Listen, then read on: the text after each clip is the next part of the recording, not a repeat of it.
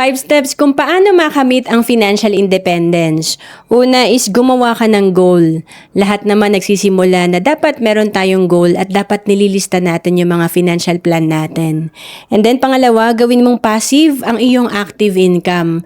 Mahirap kasi kapag nakarely tayo sa active income. Importante meron din tayong passive income or money working for you. Mangyayari to kung tayo ay may investment at meron tayong negosyo.